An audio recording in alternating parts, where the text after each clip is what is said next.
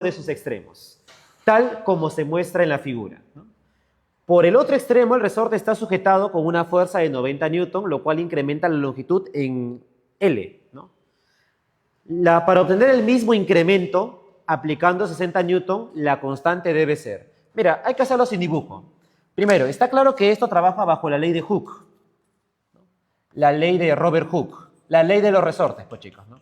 Que de manera escalar se calcula como K por X, ¿no? K por X, o la variación de la X, como algunos libros le ponen. Ya está. Bien, tenemos los dos casos, ¿no? Hay que trabajar uno por uno. Uno por uno. Ya está. En este caso, cuando la fuerza dicen que es 90, para una constante K sub 0, se incrementa en L, según el problema. Y ahora, yo quiero obtener la misma L, dice, pero con una fuerza ahora de 60, ¿no? Te preguntan cuánto debe ser la nueva constante. Ya, pues, chicos. ¿Qué es aquí nomás? Podemos dividir ambos valores, ¿no? Podemos dividir de abajo hacia arriba, ¿no?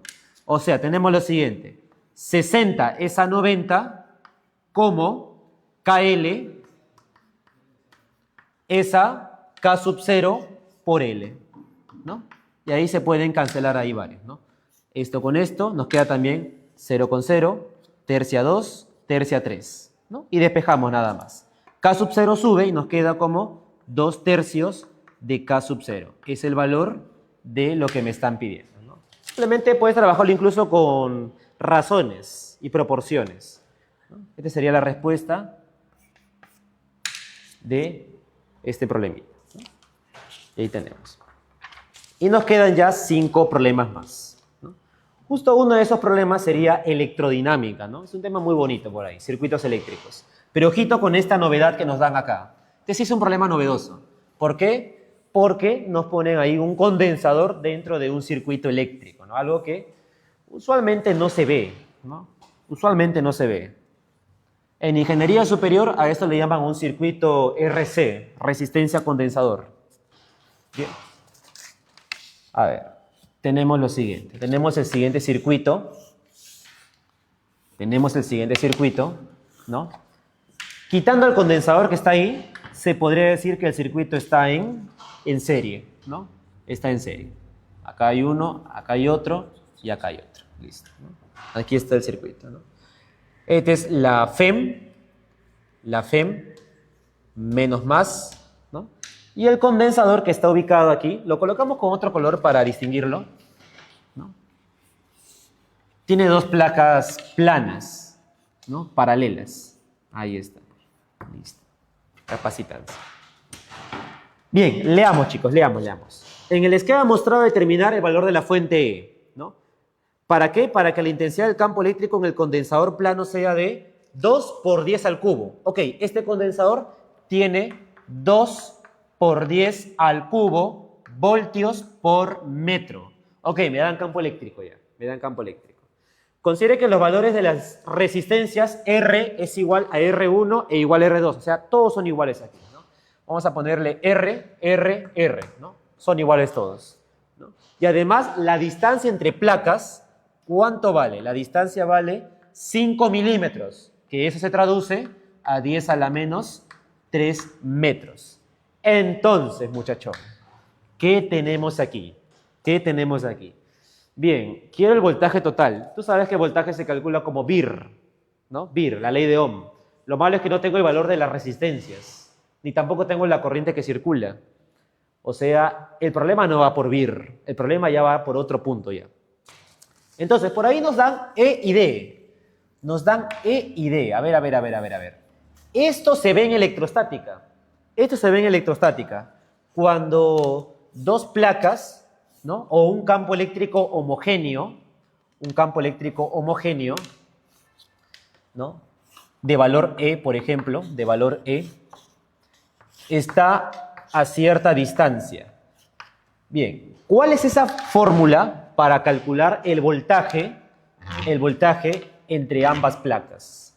Ahí tenemos lo siguiente, tenemos el famoso VET, de manera escalar también. VET. Listo. Ya está. Nada más. Con esa fórmula salía. ¿Por qué? Porque en este caso, estos dos me van a dar la información del voltaje, pero ¿de quién? De este condensador que está acá. Listo. Porque estos son sus datos. Así que voltaje del condensador sería campo que vale 2 por 10 al cubo por la distancia que vale 5 por 10 a la menos 3. Al final todo te va a quedar 10 voltios. Y ya está. Entonces, el condensador produce 10 voltios. Este condensador está ubicado entre ¿qué puntos? Está ubicado, vamos a ponerle, entre M y N. Entre M y N está él, que está 10 voltios. Bien, 10 voltios. Así que, como está en paralelo con el de acá, ¿no? Si acá hay 10 voltios, lo de acá también debería ser 10 voltios. Lo de acá también debe ser 10 voltios. ¿Ok? 10 voltios. Listo. Ojo, R es a 10 voltios. Así que esta R también debe ser a 10 voltios. Esta R también debe ser a 10 voltios. O sea, las tres proporcionan 10 voltios. Las tres proporcionan 10 voltios. Ojo, él ya dejó de funcionar. Él ya dejó de funcionar. Una vez que tú conectas un circuito, el condensador, claro, funciona al inicio, pero luego después...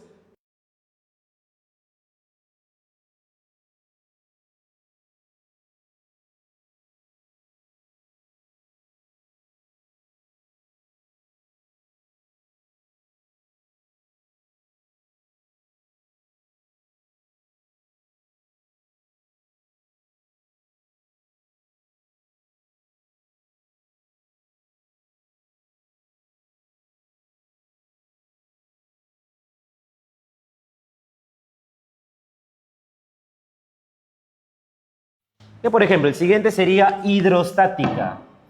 Hidrostática. Tenemos el tubo en forma de U. Tenemos el tubo en forma de U. Bien. En forma del equipo campeón, la U, chicos. Bien. Uy. En este caso, tenemos lo siguiente.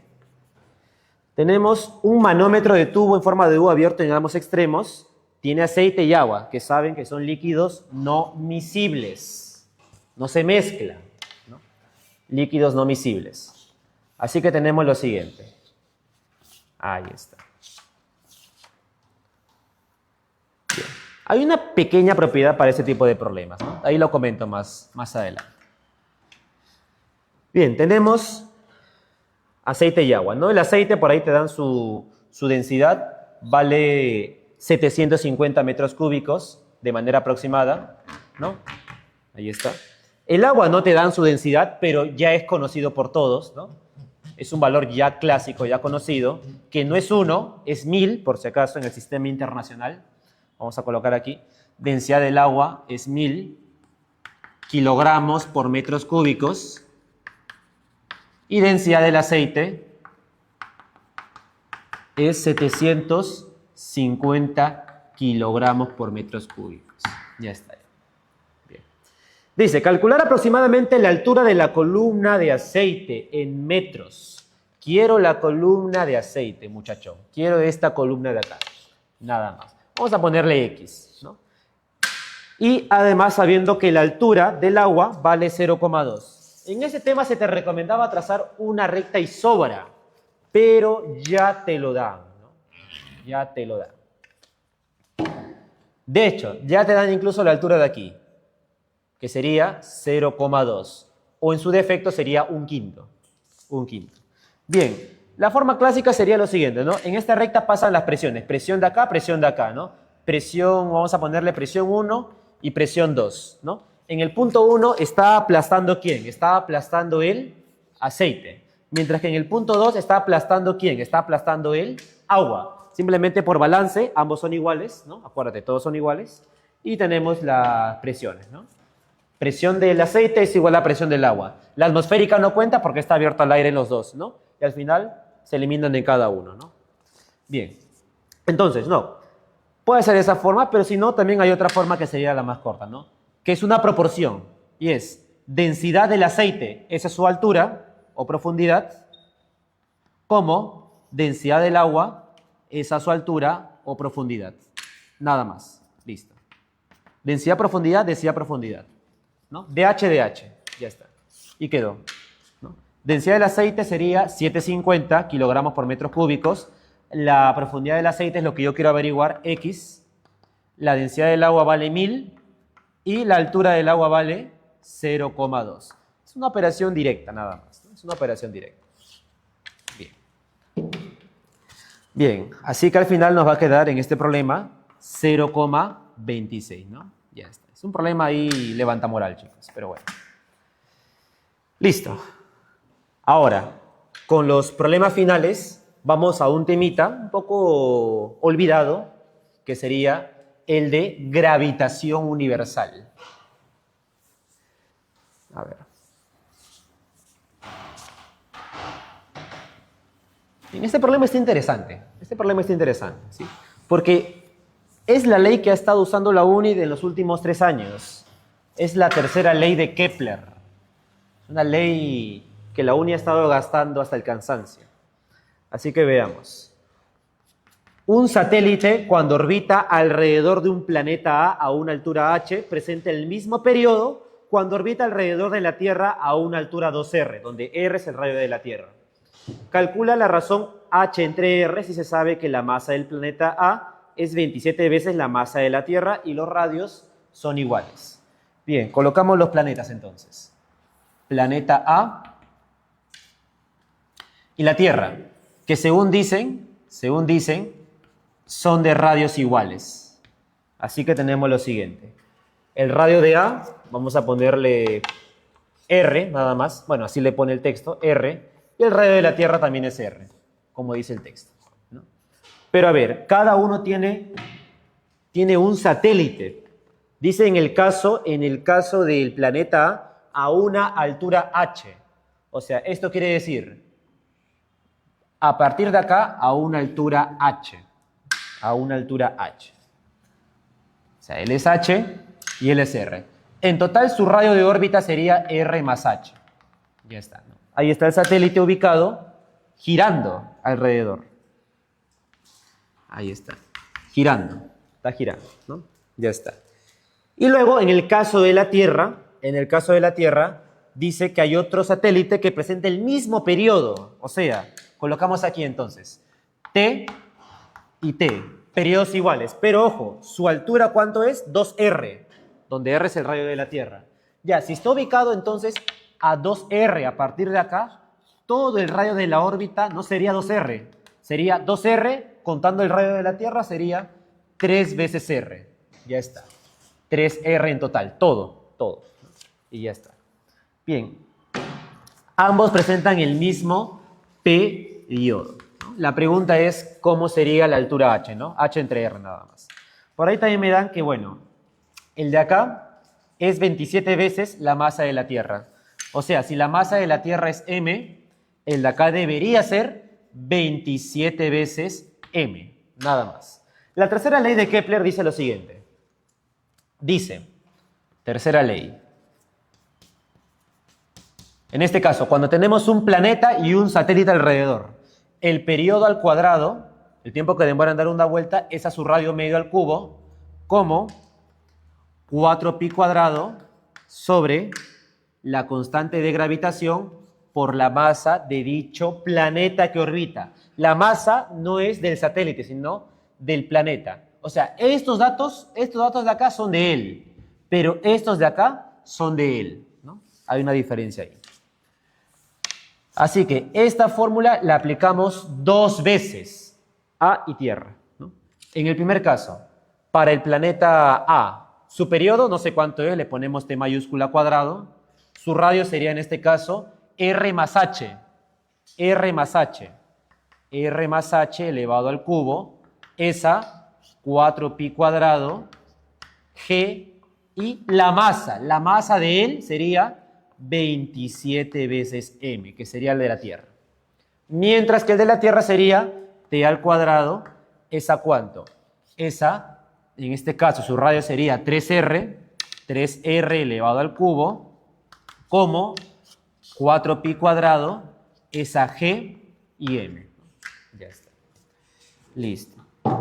Entonces, ¿Qué se puede hacer con estos de aquí? Tenemos 1 y 2. Ya, pues, ¿no? Simplemente jugar, despejar y todo ello, ¿no?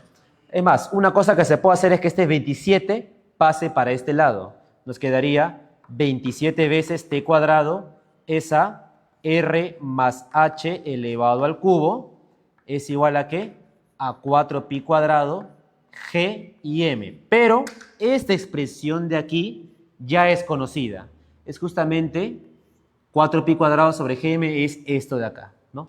Que sería t cuadrado, esa 3r elevado al cubo, ¿no? Igualamos ambas expresiones. Igualamos ambas expresiones. ¿Y qué nos queda? A ver, nos queda lo siguiente. 27t cuadrado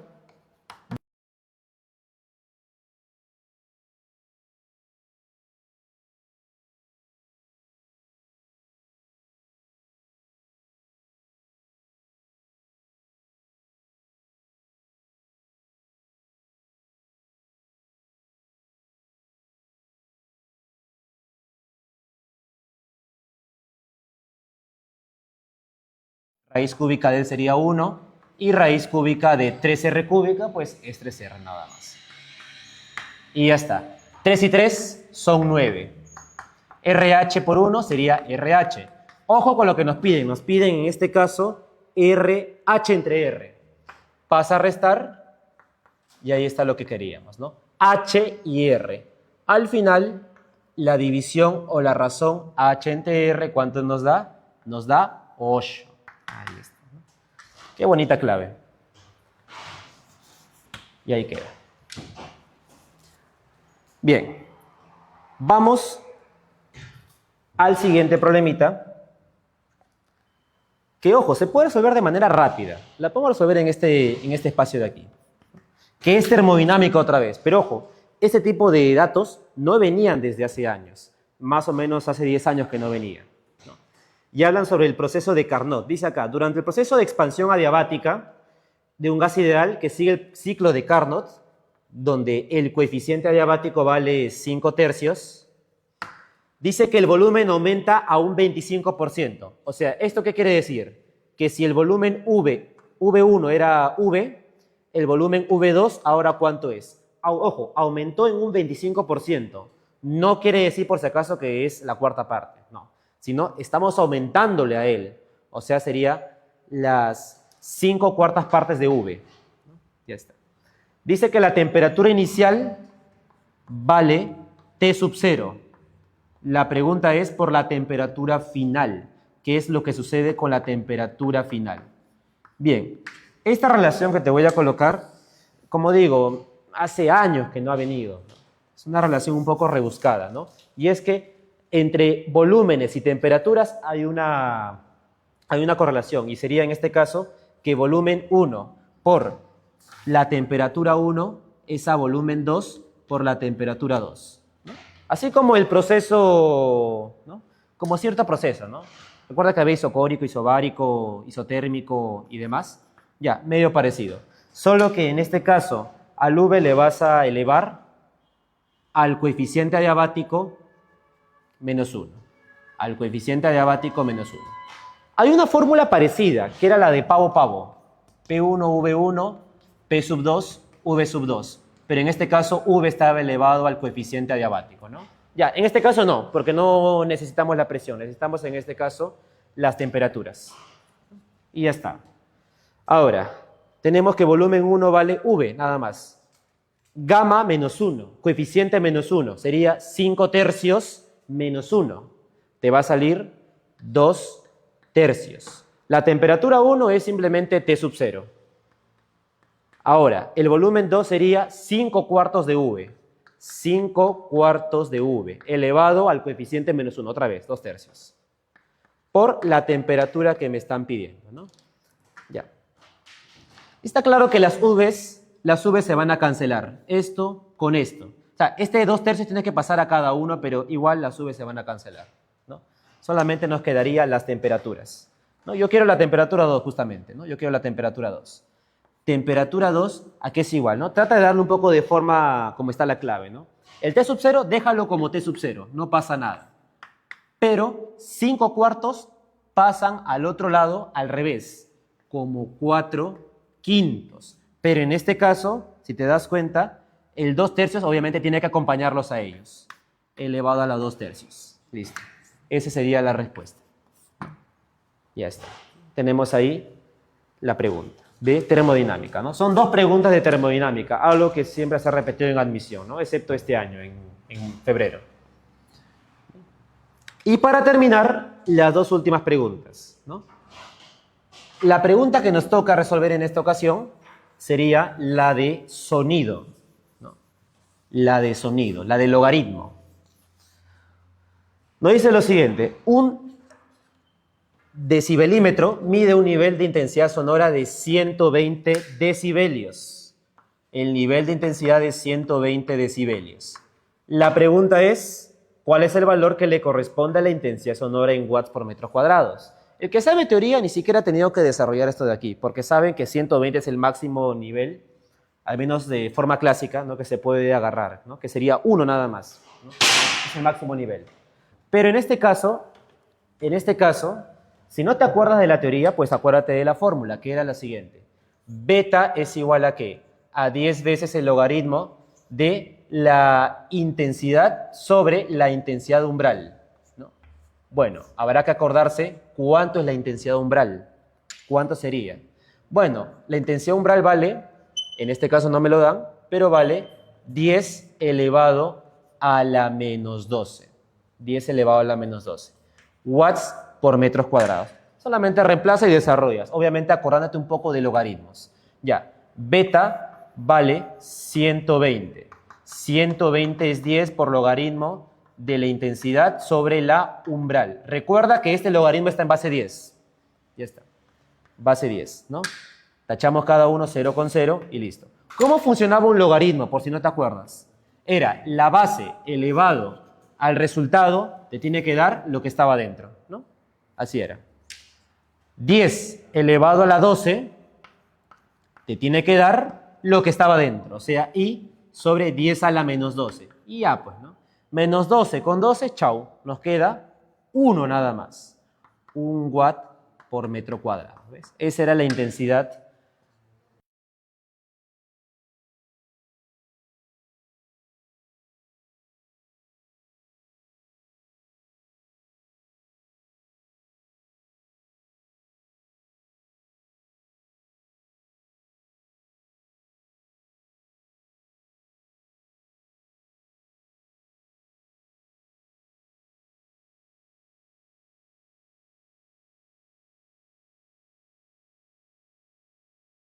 Coma 12 metros.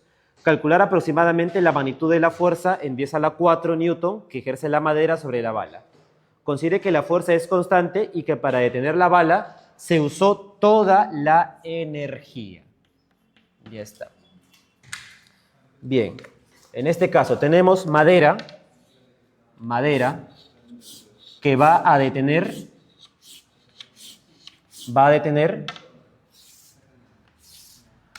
a la bala que se va a incrustar ahí, ¿no? Ya está. Esa bala recorrió ¿cuánto? A ver, desde que entró. Recorrió 0,12 metros. Yo te sugiero que todo esté en notación científica. Distancia vale 0,12, o sea, 12 por 10 a la menos 2 metros. Ya está. 12 por 10 a la menos 2. Ahora, la masa es 100 gramos, está mal. Sería 0,1 kilogramos. Recuerda, entre 1000. Ya, la rapidez con la que ingresa, chicos, así como tú. Sería en este caso 200. En vez de colocar 200, coloco 2 por 10 al cuadrado. Y con la que llega al final, porque se detiene, sería la rapidez de 0, ¿no? Se detiene, obviamente. ¿Por qué se detiene? Porque hay una fricción interna, que sería la fuerza con la que la madera detuvo la bala, ¿no? De hecho, esa es la pregunta. ¿Cuánto vale esta fuerza de aquí, no? Vamos a ponerle fuerza media. Ya está. Bien. Como digo, el tema es energía, ¿no? Energía y trabajo. Que sería lo siguiente. Así como comenté en un problema anterior, el teorema del trabajo y la energía. Trabajo de las fuerzas no conservativas, o sea, en este caso, la fuerza de aquí, de la madera, ¿es a qué? A la variación de la energía mecánica, ¿sí? En este caso sería la energía cinética, porque es la única energía que existe acá. Ya está. De manera puntual y directa ya, sin tanta formalidad. De frente, trabajo, ¿cómo se calcula? De manera simple era fuerza por distancia. Fuerza por distancia. Y la energía mecánica, la única energía que hay entre los dos sería la cinética, o sea, un medio de la masa por la rapidez al cuadrado. La acá es cero, obviamente. Y ya está. Listo. Yo quiero la fuerza de aquí, la fuerza de la madera. Ya, sería masa por rapidez cuadrado sobre 2D. Y ahí está una fórmula. Si quieres puedes tomarlo como una fórmula directa, ¿no? Ya está. Ojo que me estoy omitiendo los signos, porque ustedes saben que el trabajo es negativo, ¿no? Y la energía cinética final o inicial. Bien, la masa es 0,1. 0,1, la rapidez sería en este caso 2 por 10 al cuadrado, elevado al cuadrado, sobre 2 veces la distancia, que sería 12 por 10 a la menos 2, dando como resultado final y último problema 1,6 por 10 a la 4 newton, ¿no? Esto es lo que te debería salir, pero solamente te piden 1,6 nada más, ¿no? El 10 a la 4 ya. Así que esta sería la respuesta final del problema de energía, ¿no? Y también esta sería por mi parte todo respecto al solucionario del curso de física. Ahora damos paso con lo que es el curso de química. Muchas gracias.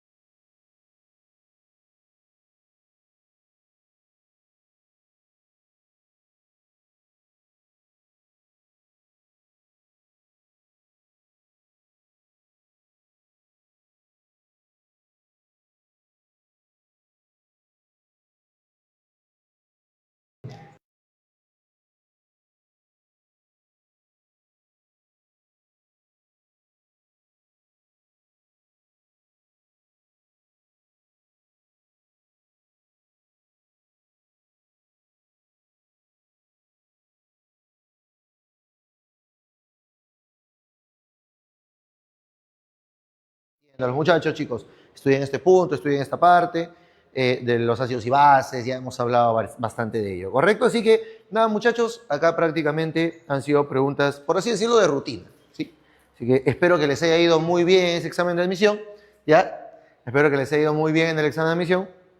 Y nada, procedemos a corroborar las claves con ustedes. Entonces, muchachos, pregunta número 21. ¿Está bien? Vamos para la pregunta número 21, pregunta de química. Dice, se tienen las siguientes especies químicas y te dan aquí el NH3, que es el amoníaco, te dan el CN-, que es el cianuro, y te dan el CO3, 2-, que vendría a ser en este caso el ion carbonato, ¿ok? El ion carbonato. Muy bien, tenemos las especies y me están diciendo, indique la alternativa que contenga sus respectivos ácidos conjugados. Ok, si me están pidiendo los ácidos conjugados de ellos, quiere decir que estos están actuando como una base. ¿Está bien? La base te va a generar, ¿qué cosa? El correspondiente ácido, ¿sí? Conjugado.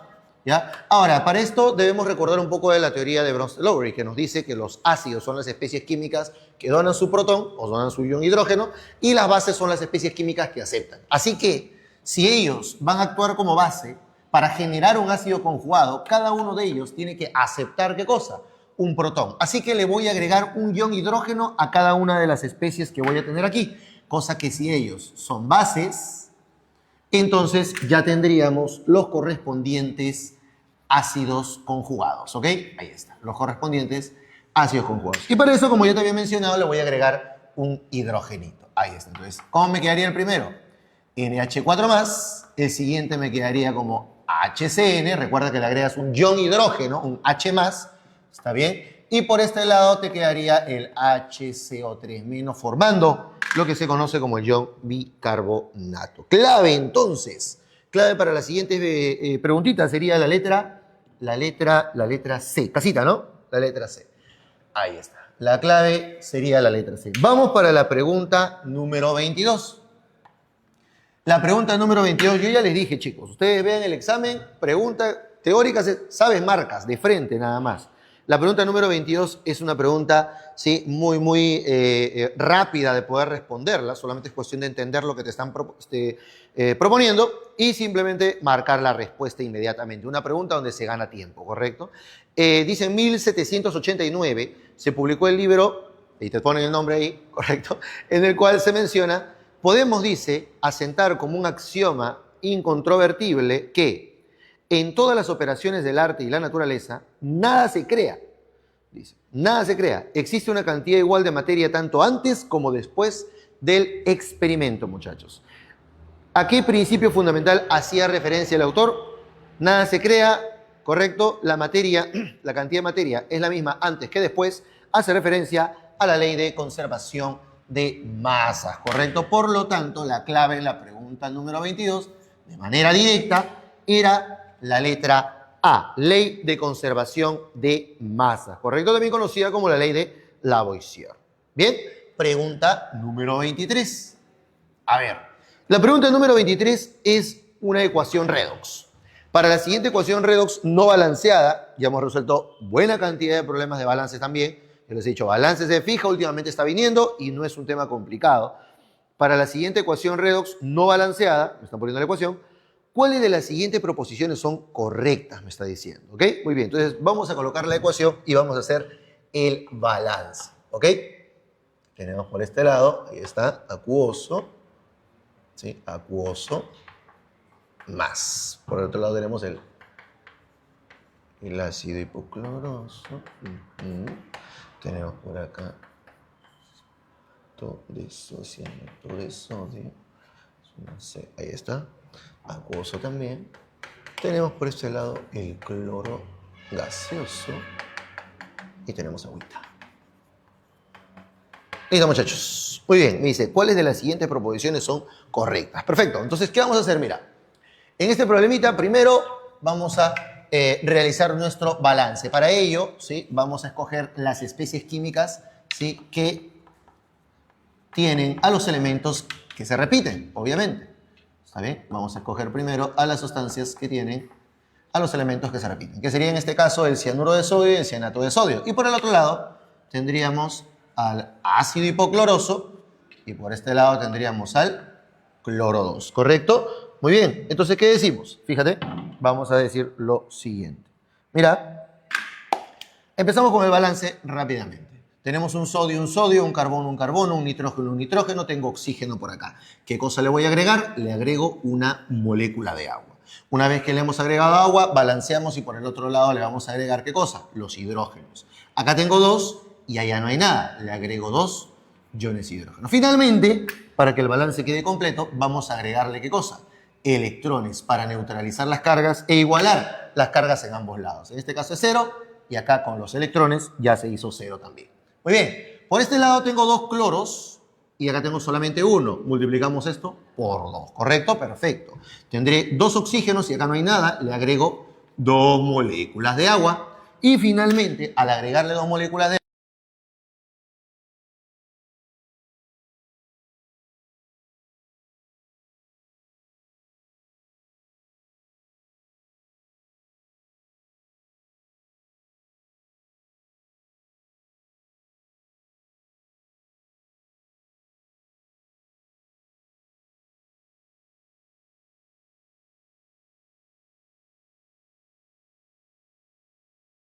por 1 y por 1. Listo, ya está. Ahora, recuerda, porque tenemos que aprender a reconocer en este caso lo que sería la oxidación y la reducción. En la primera semirreacción los electrones están perdiendo porque están en la zona de productos. Por lo tanto, estamos hablando de una oxidación. Se pierden los electrones. Mientras que en la segunda semirreacción mis electrones están en la zona de reactantes. Por lo tanto, se están ganando electrones y eso corresponde a una reducción. Por uno para igualar la cantidad de electrones ganados y perdidos. ¿Cómo quedaría esto? Se van los electroncitos, que están en ambos lados y tienen el mismo coeficiente. Se van los iones de hidrógeno también, porque se encuentran en lados opuestos y tienen el mismo coeficiente. ¿Ya? Entonces nos estaría quedando la reacción de la siguiente manera. ¿Correcto? Vamos a poner por acá. Sería el cianuro de sodio, ¿está bien? Más 2 veces el ácido hipocloroso, ahí está. Más, oye, espérate, acá también tengo agua, ¿no? Bueno, como el coeficiente es 1, lo podemos simplificar rápidamente. Se va una agüita con una agüita y te va a sobrar un agua en la zona de productos, ¿está bien? Así que te quedaría solamente eso por los reactantes. Vamos para los productos.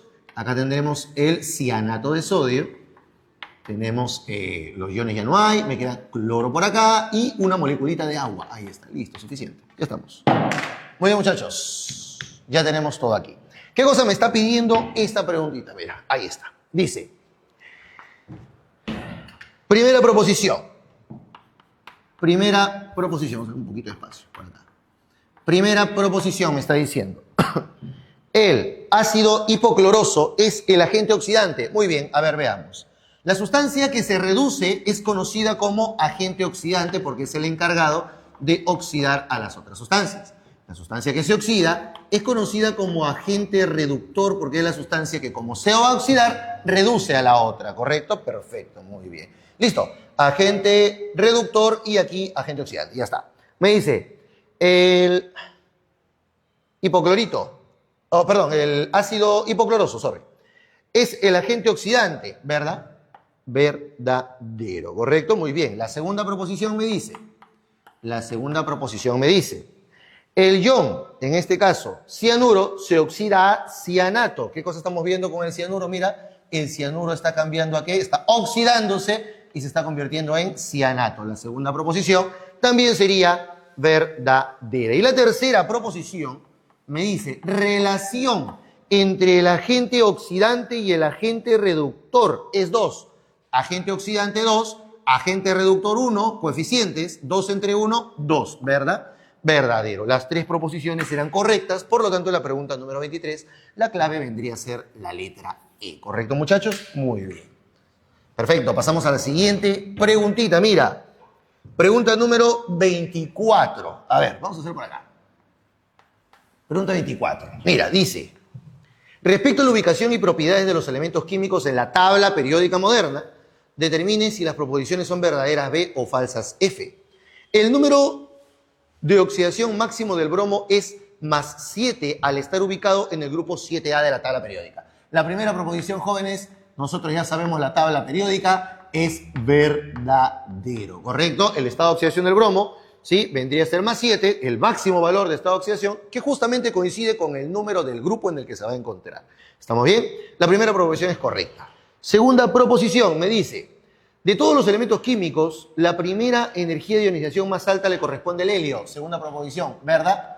Verdadero. Acuérdate que la energía de ionización aumenta en un periodo de izquierda a derecha y de abajo hacia arriba. ¿Está bien? Sin excluir a los gases nobles. O sea, también considera los gases nobles. ¿Quién es el elemento que está más a la derecha y más hacia arriba en la tabla periódica? El helio. Por lo tanto, el helio tiene la mayor primera energía de ionización. ¿Correcto? Muy bien. Entonces, la segunda sería verdadera también. Y la tercera dice, en un periodo, saltamos en la horizontal, a medida que aumenta el número atómico, ¿cómo aumenta el número atómico, chicos? En un periodo, el Z. El número atómico, que es el Z o carga nuclear relativa, aumenta de izquierda a derecha, obviamente en un periodo. Y me está diciendo, en un periodo, a medida que aumenta el número atómico, disminuye el radio atómico. Es correcto, porque el radio atómico aumenta en sentido contrario. ¿Te acuerdas, no? Eso ya lo hemos visto justamente en las fijas, había una pregunta de esa parte, y ahí tenemos que la última proposición también es, ¿qué cosa? ¿Verdad? Verdadera. Clave en la pregunta número 24 vendría a ser la letra E. Perfecto. Seguimos. Seguimos con la pregunta número 25. Contaminación ambiental, muchachos. Ahí está. ¿Ya? Contaminación ambiental. La contaminación ambiental es un problema que afecta actualmente nuestro planeta. Luego de analizar las siguientes proposiciones, identifique cuáles son verdaderas. La combustión de algunos productos derivados del petróleo produce SO2, ¿está bien?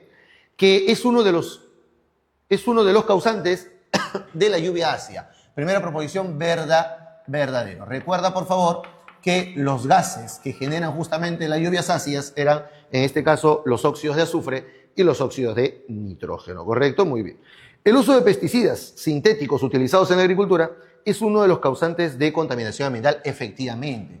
Muy bien, eso sería verdadero, generan contaminación. Los pesticidas sintéticos definitivamente van a ¿qué? Van a contaminar nuestro ambiente. Y por último, número 3, el uso de compuestos biodegradables disminuiría la contaminación ambiental. Verdadero, ¿correcto? Recuerda que los compuestos biodegradables lo que hacen es pues degradarse por medio de bacterias a sustancias que son menos contaminantes o sustancias que no contaminan simplemente, ¿correcto? Entonces, en este caso, el uso de compuestos biodegradables sí disminuiría la contaminación ambiental.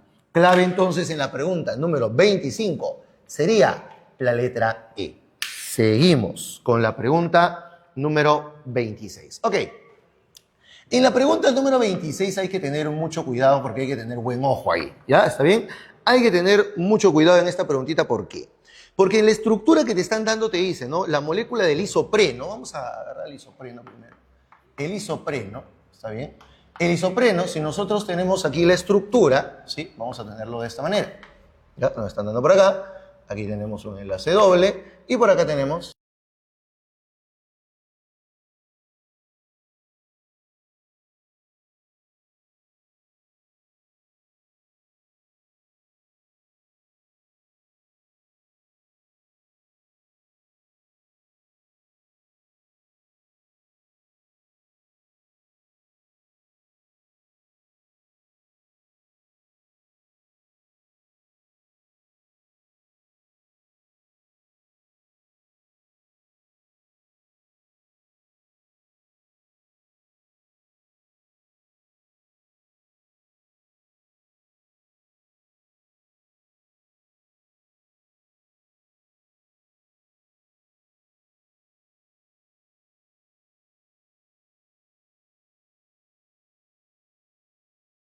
Está. Tenemos el isopreno, tenemos su fórmula y ya tenemos la masa molar. ¿Qué es lo que está ocurriendo? Bueno, me dice que su polimerización origina el caucho natural y te ponen toda la estructura ahí, el monómero del caucho natural. La vulcanización, dice, del caucho natural con azufre origina el entrecruzamiento y un producto menos flexible como el que se encuentra mostrado en la figura. Si nosotros observamos bien esas dos estructuras, chicos, podemos darnos cuenta de algo. Podemos darnos cuenta que en la estructura tendríamos, primero, en la primera, ¿no? En la del caucho natural, vamos a tener una estructura de la siguiente forma. Vamos a graficarlo rápido, solamente para que se den cuenta bien de dónde es que salen todos los cálculos que vamos a ir realizando, ¿correcto? Muy bien, sería de esa manera, ¿ya? Ahí está. Tendríamos esa estructura. Pero resulta que en la estructura del caucho vulcanizado, ¿ya? Tengo la misma prácticamente, ¿sí? Tengo la misma estructurita, pero hay un detallito. No sé si por ahí se han percatado. Hay un pequeño detalle hasta ahí. ¿Está bien? ¿Cuál es el detallito? Que están unidas, ¿está bien? Este punto con este punto y este otro punto de acá con este otro carbono que está por aquí, están unidas justamente por átomos de azufre. ¿Está bien? Ahí está. Entonces, ¿qué ha sucedido? Que al unir estos dos isoprenos, ¿estamos bien? Al unir estos dos isoprenos con átomos de azufre, cadenitas que tienen átomos de azufre por ahí, ¿está bien? Ahí está, átomos de azufre por acá. Ahí son 4, ¿no? Sorry, me faltó un hito por acá. Acá son 4 átomos de azufre en cada cadenita. Entonces, mira, azufre por aquí y ya está. Igualito. Por el otro lado también es de la misma manera, ¿ok? Vamos a ponerle bien acá. ¿Sí? Son 4 átomos de azufre en cada unión que tenemos por aquí. Sería azufre, azufre, azufre, uno más y luego la cadenita. Ahí está. ¿Qué cosa quiere decir, muchachos? Que por cada 2 isoprenos yo voy a tener 8 átomos de ¿qué? Azufre adicional para poder tener mi última estructura. Entonces de ahí sale una correlación, chicos, que nos va a servir justamente para poder resolver este problemita. Mira por aquí. Decimos entonces,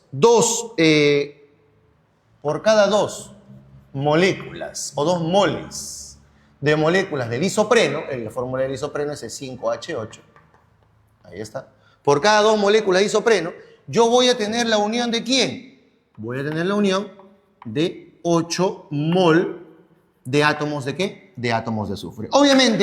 Obviamente, muchachitos, al momento de hacer esta unión, los enlaces dobles ya desaparecen. Pues, ¿no? Este enlace doble desaparece y acá también desaparece el enlace doble, justamente para poder hacer esa unión. ¿Te das cuenta? Entonces, ahí está, mira. 2 isoprenos han requerido de 8 átomos de hidrógeno, átomos de azufre en total. Ahí está, muy bien. Entonces sería, si 2 isoprenos requieren de 8 átomos de azufre, 2 mol de isopreno requiere de 8 mol de átomos de azufre. Y esa es la correlación que vamos a tener justamente por este lado, ¿correcto? Muy bien. Entonces, si yo tengo acá 2 moles de isopreno, sería la masa, la interpretación en masas, sería, vamos a poner por acá, interpretación en masas, ¿está bien? Sería 2 por la masa molar del isopreno, que ya hemos determinado que vale 68. ¿Estamos bien? 68. Ese producto te da gramitos. Por el otro lado sería la masa, el número de moles por la masa molar, que en este caso sería para el azufre 32 gramitos. Listo, muy bien. ¿Con cuántos gramos de isopreno cuento?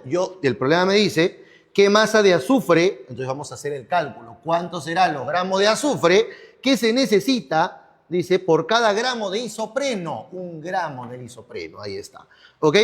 Para entrecruzar el 5% del caucho natural. Entonces, ¿qué vamos a hacer acá, muchachos?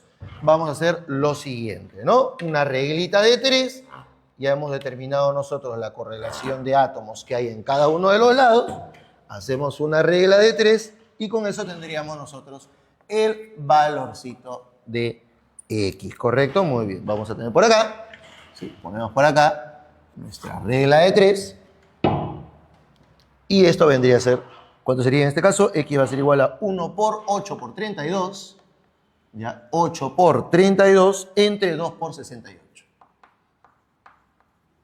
Muy bien, listo. Ahí está. Esa vendría a ser la masa de ¿qué? La masa del azufre, que es lo que estamos analizando, ¿ya? Muy bien. Sería 8 por 32, ¿sí? Entre 2 por 68. Ahora vamos a hacer el cálculo. ¿Cuánto sale eso de ahí? Vamos a hacer el cálculo rápido. ¿Está bien? Vamos a hacer el cálculo al toque nada más. Nos sale ese valor. A ver, 8 por 32 entre 2 entre 68. Muy bien, sale 1.88. ¿Está bien? 1.88, ¿qué cosa? Gramos de azufre.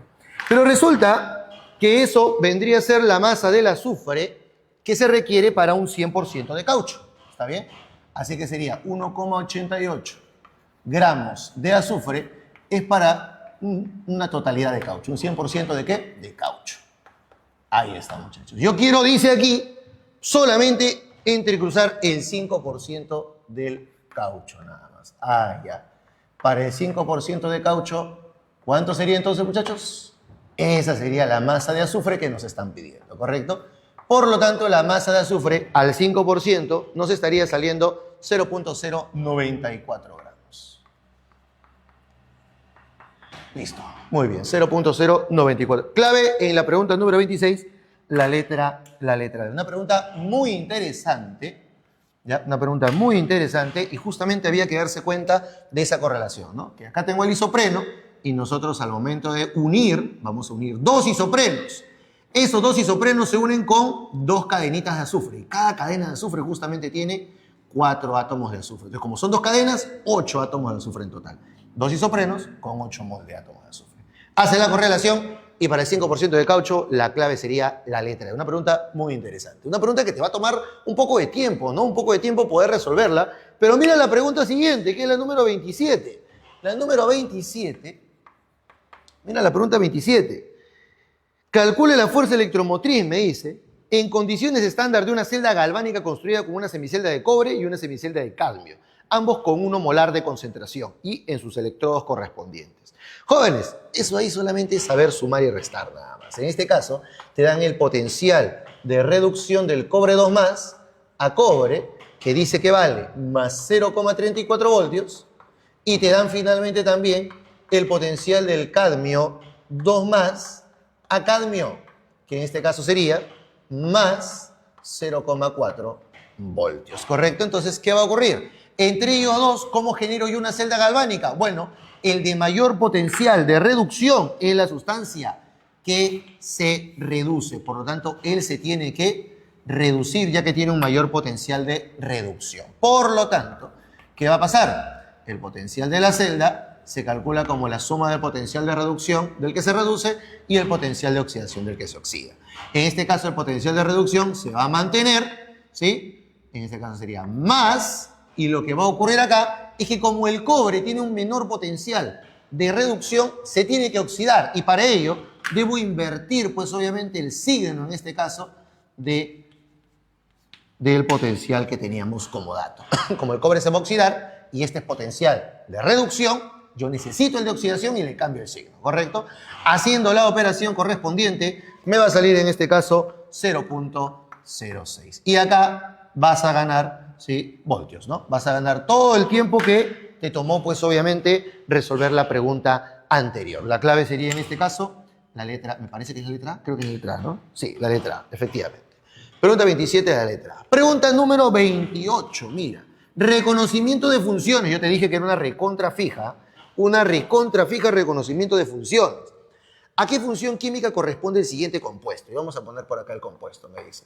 Tenemos por aquí Ch3, ¿está bien? Tenemos carbono, tenemos oxígeno, tenemos un Ch2 y tenemos un Ch3. Excelente, muy bien. Entonces, mira, me están pidiendo reconocer cuál es la función química que tenemos por este lado. Muy bien. Bien, muchachos, creo que es muy sencillo darse cuenta en este caso, ¿sí? Es muy sencillo darnos cuenta aquí que la función vendría a ser, ¿cuál? Acá está, el grupo funcional, ¿dónde está primero? Este es el grupo funcional, ¿cierto? Ahí está. Grupo funcional denominado el grupo funcional carboalcoxi. ¿Está bien? Carboalcoxi. ¿Qué cosa quiere decir eso? Que este grupo funcional corresponde a la función éster. Estamos hablando de un éster. Ahí está, muchachos. Clave, entonces, ¿cuál sería para la pregunta número 28? Enanito. ¿Te das cuenta cómo hay preguntas que te van a quitar tiempo, como la 26, y hay preguntas que te van a hacer ahorrar tiempo, como la 27 y la 28, que son relativamente rápidas, ¿correcto? Muy bien. Mira por aquí. En la pregunta número 29, me dice, las fuerzas intermoleculares influyen principalmente en las propiedades físicas de la sustancia. Teniendo en cuenta esta acotación, ¿cuál de las siguientes sustancias presenta mayor punto de ebullición? Observo yo las sustancias y tenemos aquí, ¿qué cosa? Tenemos en este caso el metano, tenemos también a ¿quién? Tenemos al tetrafluoruro de carbono, tenemos al tetracloruro de carbono, tenemos al tetrabromuro de carbono y tenemos al tetrayoduro de carbono. ¿Estamos bien?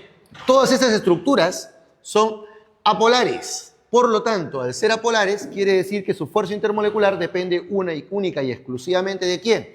De su masa molar, ¿correcto? Entonces, de las fuerzas de London, obviamente, y esto de aquí depende de su masa molar. ¿Estamos bien? ¡Listo! ¿Quién de ellas tiene la mayor masa molar? Bueno, obviamente acá tenemos los datos de las masas, del hidrógeno, del carbono, del flúor, del cloro, del bromo y del yodo, y claramente el del yodo vendría a tener, ¿qué cosa? La mayor masa molar. ¿Estamos bien? Como todas estas sustancias que tenemos presentes por acá son sustancias apolares, ¿está bien? Vamos a decir por acá entonces,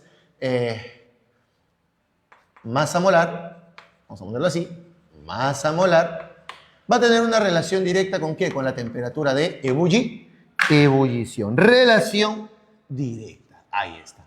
A mayor masa molar, mayor temperatura de ebullición, y la respuesta entonces sería ¿cuál?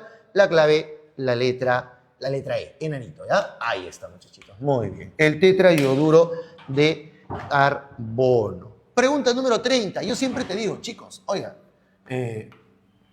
apréndanse por favor la tabla periódica, apréndanse por favor los ácidos fuertes, las bases fuertes. Hay una lista de ácidos fuertes y bases fuertes que es muy importante conocerla, ¿correcto, chicos? Y justamente acá nosotros vamos a poder aplicar eso que yo bien les paro repitiendo durante clases. Chicos, memorizar no está mal. Siempre es importante memorizar ciertos detalles, pero obviamente comprendiendo por qué. Siempre el por qué es muy importante, ¿ya? Entonces, en este caso, ¿sí? Nosotros tenemos en la 30, con referencia a la fuerza de los ácidos en agua, dice, ¿cuál de las siguientes comparaciones son verdaderas? Y me están diciendo a mí el ácido nítrico. El ácido nítrico en la primera, ¿está bien? Es más fuerte, me está diciendo, que el ácido nitroso. En la segunda, me están poniendo acá, que el ácido perbrómico es más fuerte que el ácido perclórico. Y en la tercera, ¿sí? El ácido perclórico es más fuerte que el ácido cloroso. Ahí está. Muy bien. Listo. Entonces, muchachos, lista de ácidos fuertes, ¿no? ¿Quiénes eran los ácidos fuertes? Los ácidos fuertes, ¿cuáles eran? ¿Te acuerdas? El ácido más fuerte de todos, el ácido perclórico, el HClO4. Le sigue el ácido yodídrico, le sigue el ácido bromídrico, le sigue el ácido clorhídrico, le sigue el ácido sulfúrico y cerrando el ácido nítrico. Esa es la lista de los ácidos fuertes. Cualquier ácido que no esté en esta lista es un ácido débil. Entonces mira aquí, ¿qué tenemos? Ácido nítrico, ácido nitroso. Oye, mira, el ácido nítrico está acá. El ácido nitroso no. Quiere decir que él es un ácido fuerte y él no. La primera es correcta. Él es más fuerte que el otro. Tenemos el ácido perclórico y el ácido perbrómico. El ácido perclórico está en la lista de ácidos fuertes y el ácido perbrómico no. ¿Qué cosa quiere decir eso? Que el ácido perbrómico es débil, entonces la segunda está mal. Y en la tercera proposición me dan el ácido perclórico y el ácido cloroso. El ácido perclórico es el más fuerte, está acá en la lista, te das cuenta, es uno de los ácidos más fuertes. El ácido cloroso no está en la lista, quiere decir que es débil. Por lo tanto, el ácido perclórico es más fuerte que el ácido clórico. Listo, ahí está. Perdón, el ácido cloroso. Listo, muchachos, sería de esa manera. Entonces, ¿cuál sería la respuesta en la pregunta número 30? La letra E, 1 y 3. Ahí está. La clave sería para...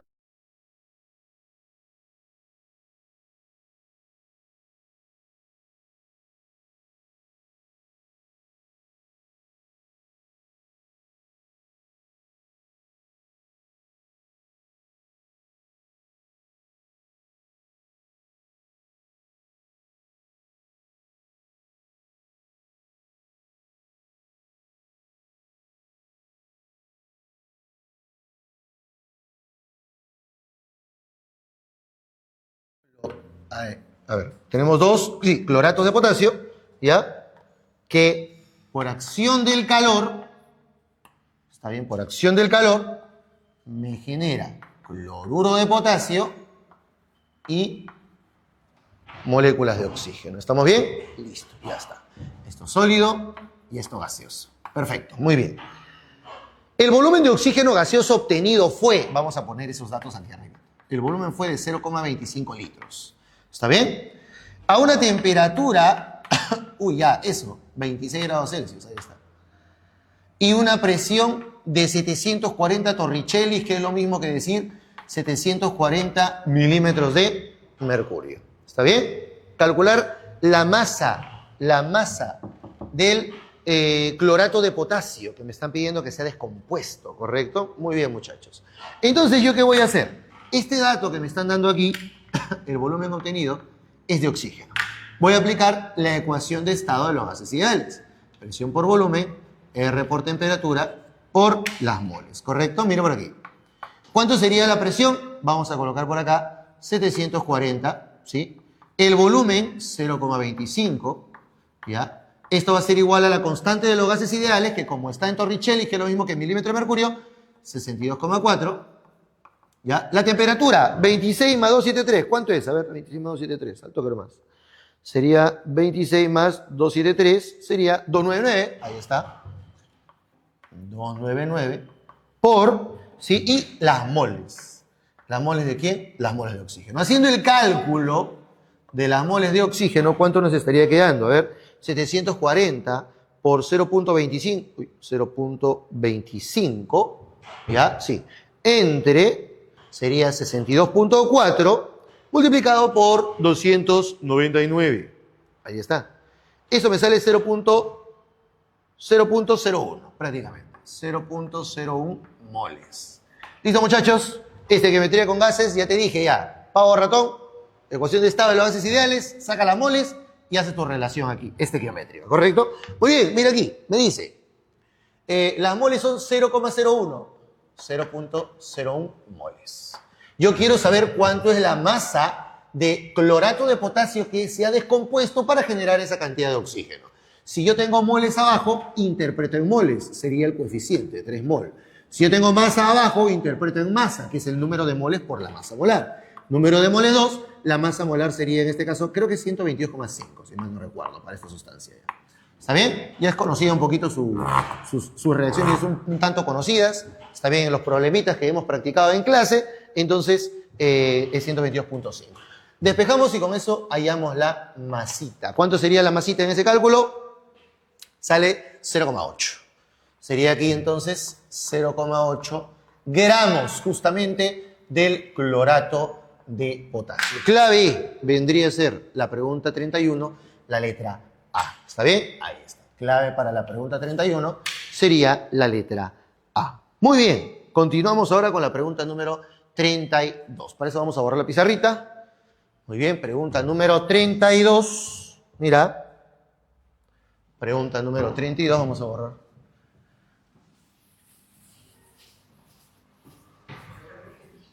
Pregunta número 32.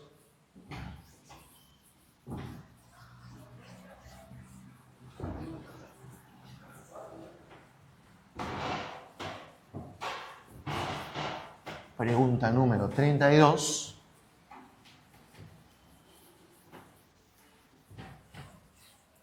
Ahí estamos. Chicos, como pueden ver, hay preguntas que ya hemos visto en clase.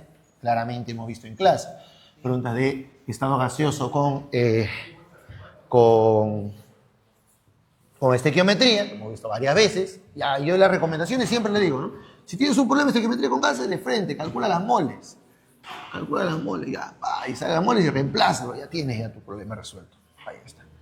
Y así, para cada uno de los temitas que han estado viniendo, el examen no ha estado demasiado complicado. Una preguntita nomás que ha estado bien interesante, que era justamente la pregunta del caucho, ¿no? Una preguntita bien interesante también. Ahí está, muy bien. Que por ahí te puede tomar un poquito más de tiempo de lo normal, ¿cierto? Pero ya te dije, ya, si tú vas a resolver tu examen de admisión, tienes que ganar tiempo. Hay que hacer las preguntas más sencillas primero, ¿ya? Pesan lo mismo. Todas las preguntas pesan igual. ¿Está bien? Vamos para la pregunta 32.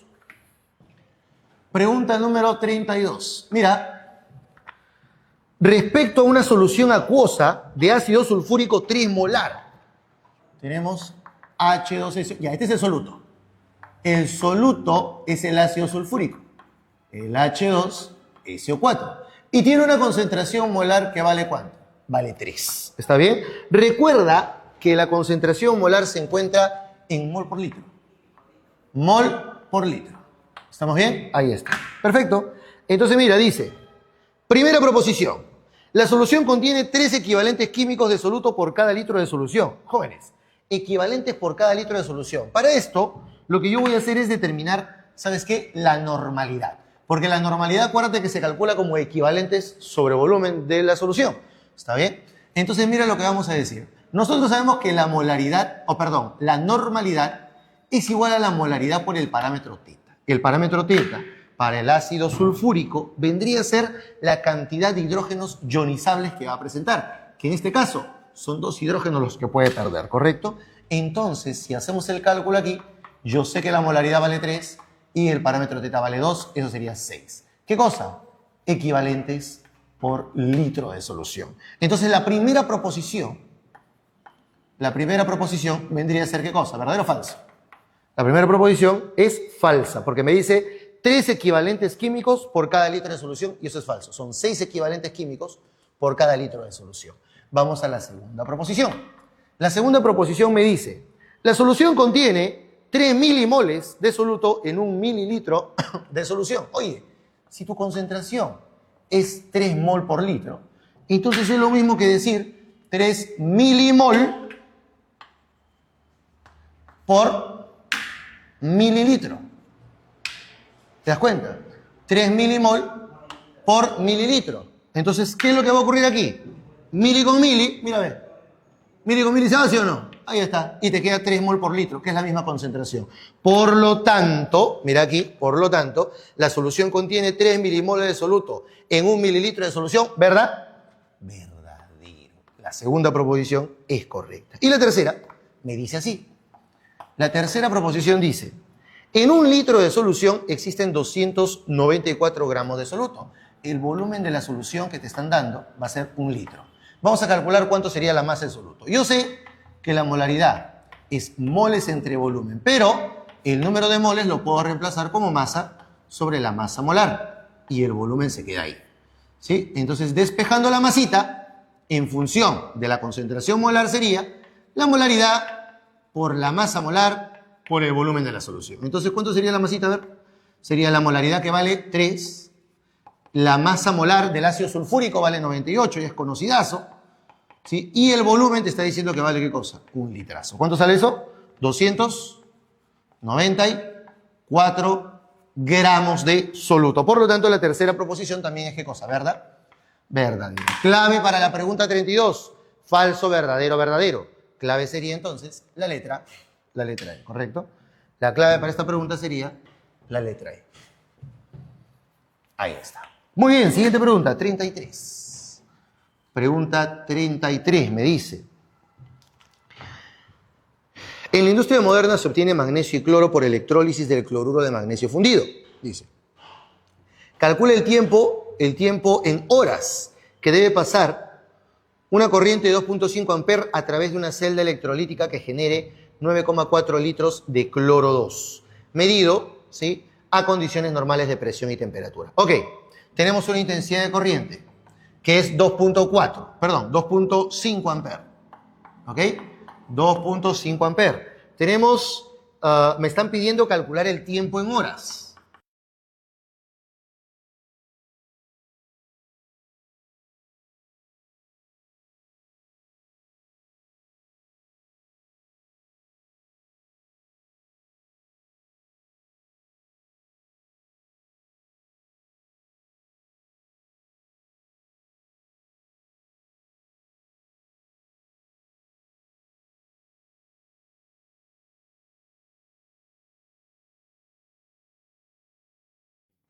A partir del cloruro de magnesio fundido, ¿correcto?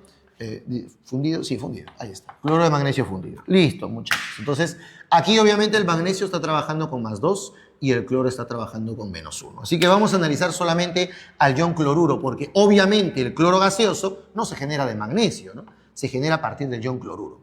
El ion cloruro me va a generar por acá cloro gaseoso. ¿Cómo sería la semirreacción? Sería por 2 y acá +2 electroncitos. ¿Está bien? Nosotros sabemos de la ley de Faraday que la masa que se deposita, ¿qué va a ser igual? A la intensidad por el tiempo sobre 96.500 multiplicado por la masa molar dividido entre el parámetro teta, que justamente el parámetro teta es la cantidad de electrones ganados o perdidos en este tipo de ejercicios. ¿Qué voy a hacer yo? Mira, como tengo el volumen a condiciones normales, esta masa molar la voy a pasar a dividir. ¿Está bien? Al pasarlo a dividir, me quedaría masa entre masa molar. Entonces acá me quedaría 1. ¿Está bien? Y la masa entre la masa molar, ¿qué cosa es? Es el número de moles, muchachos. Pero también sabemos que el número de moles es el volumen de un gas a condiciones normales entre 22,4. Listo, muchachitos. Es cuestión simplemente de reemplazar nuestra información en esta parte de acá. Nada más, ¿correcto? Mira cómo hemos acomodado la fórmula para llegar a las moles y las moles reemplazarlo por volumen entre 22,4. Listo, muchachos. Con eso sale el problemita. Vamos reemplazando los datos. El volumen es de 9,4 entre 22,4. Ese cociente me da el número de moles. ¿Está bien? La intensidad, 2,5. El tiempo es lo que quiero hallar, 96.500, y solamente faltaría el parámetro teta, que ya habíamos mencionado, es la cantidad de electrones ganados o perdidos por unidad fórmula de la sustancia que estamos trabajando, que es cloro, ¿no? 2 entre 1, que es el coeficiente, seguiría siendo 2. Ahí está, muchachos. El tiempo nos va a salir en segundos, pero obviamente lo vamos a determinar en horas, cuyo equivalente sería un valor muy aproximado de 9 horas. ¿Está bien? ¿Cuál sería la clave entonces para la pregunta número 33? La clave sería la letra B, ¿correcto? Acá haces la operación, te va a salir en segundos. Lo pasas a horas dividiéndolo pues obviamente entre 3.600, ¿correcto? Muy bien. Pregunta número 34. La pregunta 34 es una pregunta de enlace químico. Mira, para las siguientes proposiciones referidas a los iones presentes en el nitrato de amonio, y tenemos aquí lo siguiente, mira. Tenemos primero el ion amonio, ahí está, el ion amonio, y tenemos por el otro lado el ion nitrato. Sería de esta manera.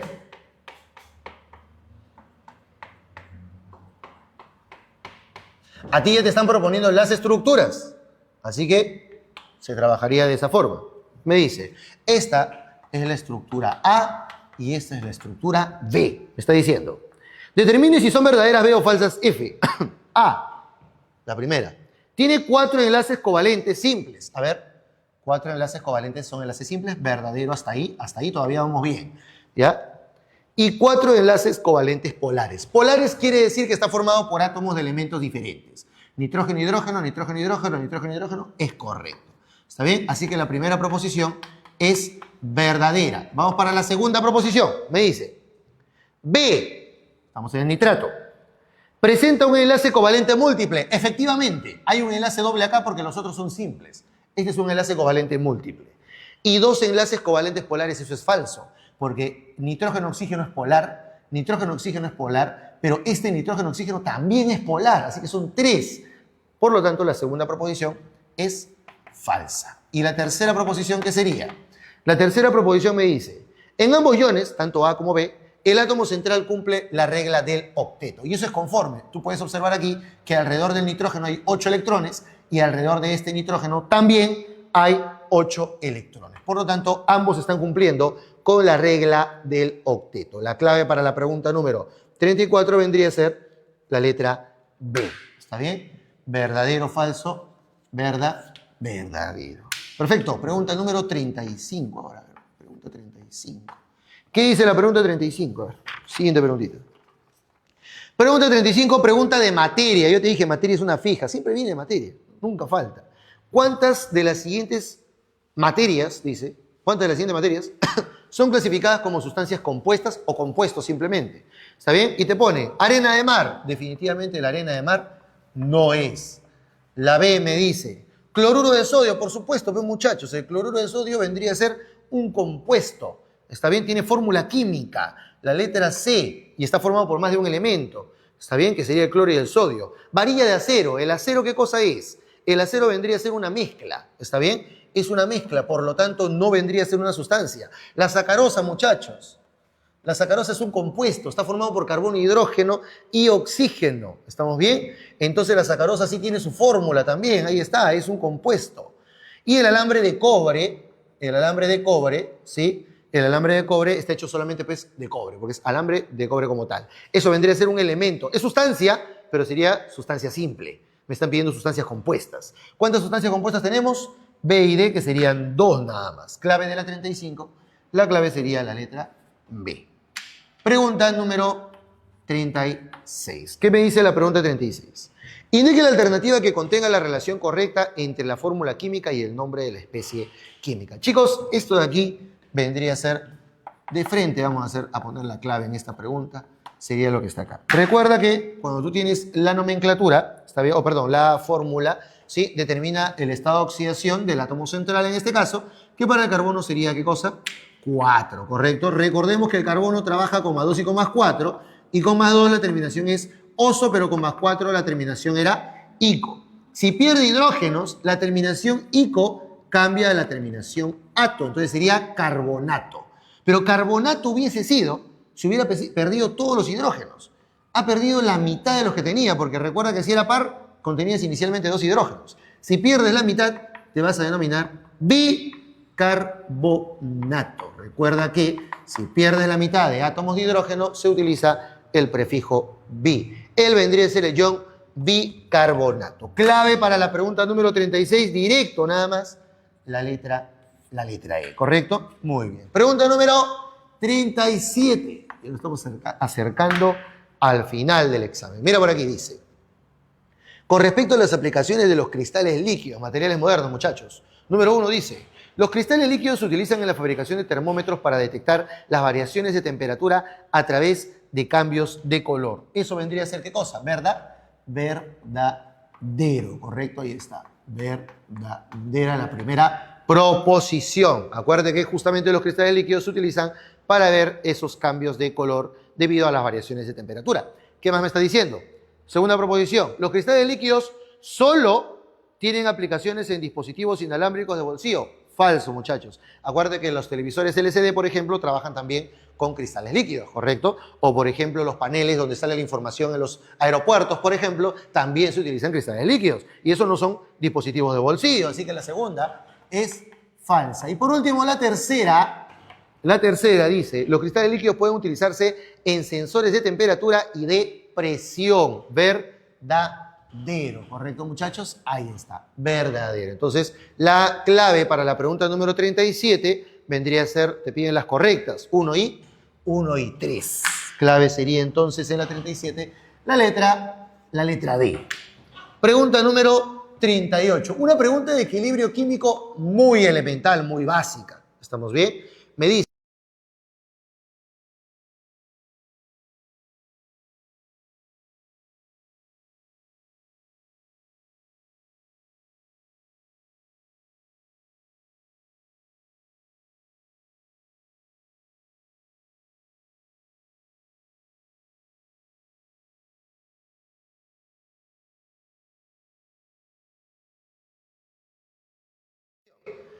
en un determinado momento y en equilibrio, o sea, jóvenes, ya estamos en equilibrio ya. Vamos a tener acá, ¿qué cosa me están dando? Moles, ¿no?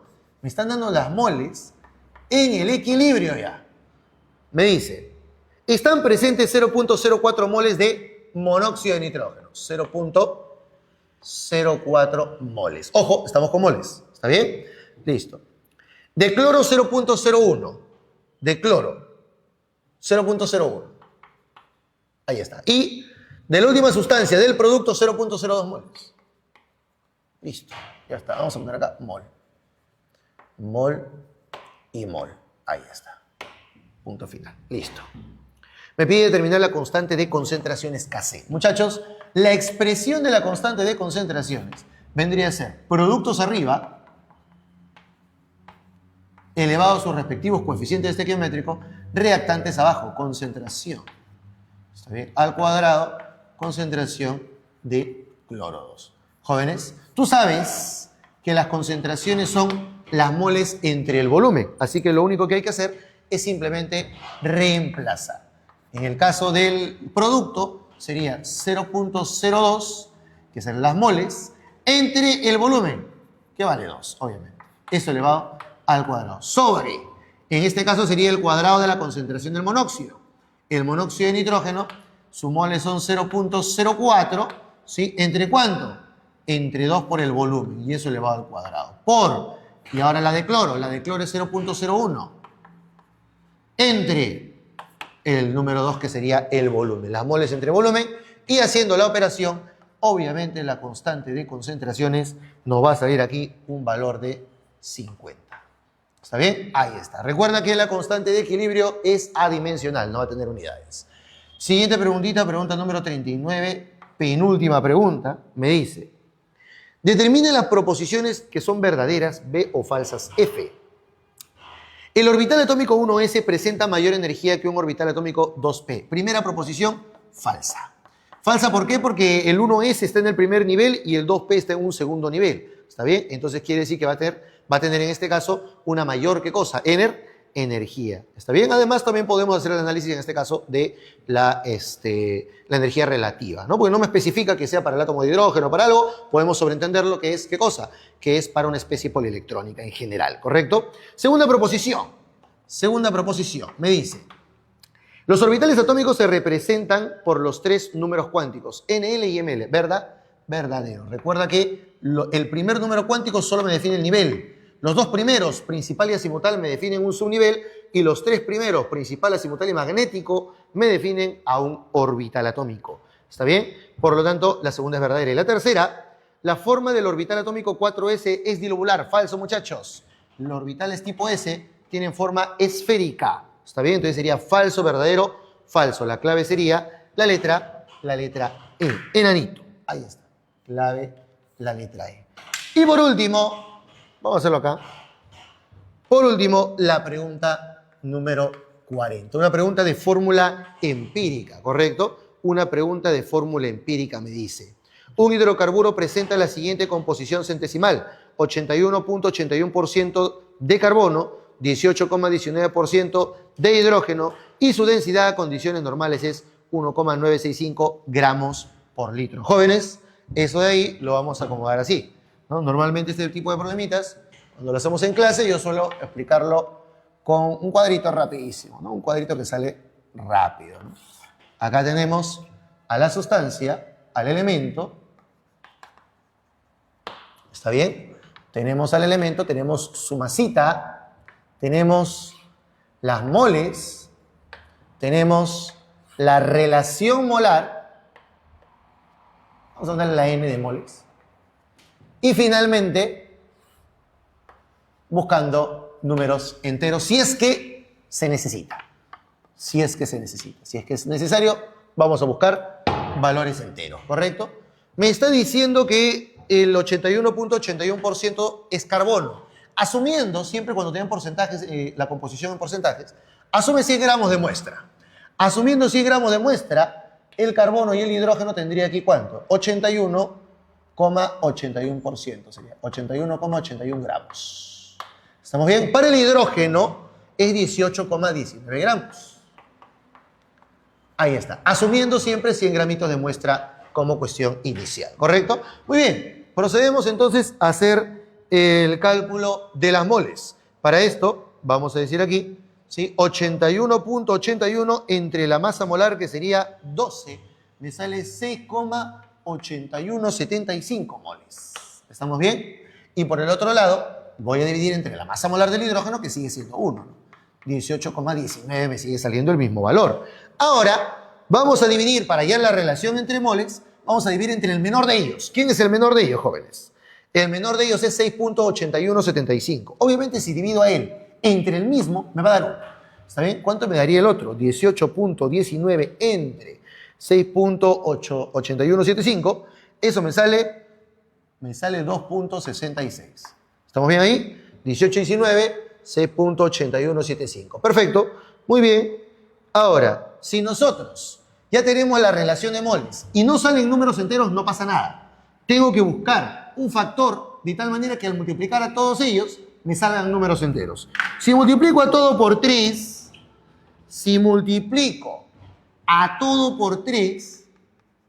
¿está bien? me saldría 3 aquí. Y acá, espérate, ¿cuál salía? 8 creo, ¿no? Salía 8 eso de ahí, ¿no? Sí, 8 sale acá. Perfecto. Aquí saldría 8. Muy bien. Por lo tanto, la fórmula empírica, está bien, sería C3H8. ¿Estamos bien? Muy bien. Con eso creo yo ya todos marcaron una clave. ¿Está bien? Porque obviamente no podría ser otro tipo de sustancia, a menos que sea, por ejemplo, el hexano quizá. ¿Está bien? Pero vamos a ver aquí, en este caso, ¿sí?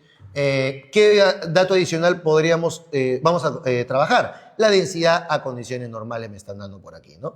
Muy bien, entonces, ¿qué tendríamos por acá? Mira, la densidad de esta sustancia, ¿cuál sería? 1.965 gramos por litro, ¿correcto? Muy bien, ahí está. Listo, esa es la densidad a condiciones normales. A condiciones normales. ¿Está bien? La densidad a condiciones normales. Bueno, con esto ya nosotros creo yo ya que ya la gente marcó su clave. Ya. Con eso ya tenían la clave prácticamente. ¿No? Porque lo único que sería es por 2 y sería acá pues no C6H16, ¿no? Pero tampoco corresponde a la fórmula del hexano, así que la clave de frente era esa ahí. Pero ¿cuál sería el procedimiento formal, ¿no? Con la densidad, nosotros sabemos, como es un gas, ¿sí? Sabemos que la densidad es presión por masa molar sobre R por la temperatura. ¿Correcto? Muy bien. Voy a determinar la masa molar. La masa molar, ¿qué sería? Vamos a poner aquí la masa molar, fíjate, sería en este caso C. Despejamos aquí, sería la densidad por la constante por la temperatura.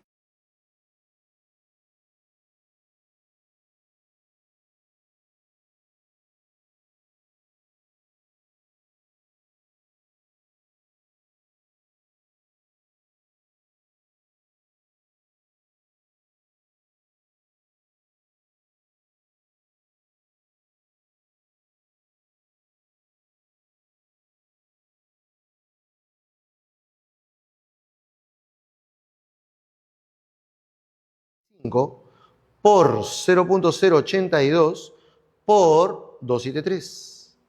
Eso sale 44. 44 gramos por mol es la masa molar. Oye, ¿cuánto es la masa molar de la fórmula empírica? A ver, hagamos el cálculo. ¿Cuánto sería? Masa molar de la fórmula empírica en este caso. Ay, caramba, no vamos a poner paréntesis, así nomás. ¿Cuánto sería la masa molar de la fórmula empírica? Sería 36 más 8, ¿no? 36 más 8, uy, mira, 44. Listo, muchachos. ¿Qué cosa quiere decir que la masa molar de la fórmula empírica y la masa molar real sean iguales? Quiere decir que, por lo tanto, que la fórmula molecular también sería la misma, C3H8. ¿Estamos hablando de quién? Del propano. Clave entonces para la pregunta número 40 y última pregunta sería la letra B, besito. Ahí está, muy bien. Listo, chicos. Eso vendría a ser entonces el solucionario de lo que corresponde al apartado de química. Espero que por favor todos ustedes hayan podido pues corroborar sus claves y de verdad les deseo muchísimos éxitos, muchachos, para el resultado que espero que salga pues el día de hoy en la noche, ¿no? Estamos esperando en la noche los resultados. Bien, muchachos, eso sería todo por el solucionario del día de hoy. Nos vemos en otra oportunidad, muchachos. Cuídense. Muchos éxitos. Chau, chau.